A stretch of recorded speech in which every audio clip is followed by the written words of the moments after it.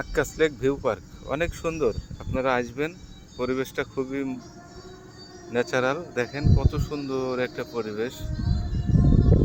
আসলে সময় হাতে অনেকেরই থাকে না, কিন্তু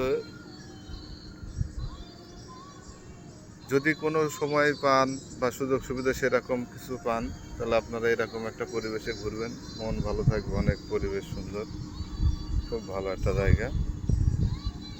এরকম ঘোরার জায়গা খুব কমই আছে আমাদের জেলাতে,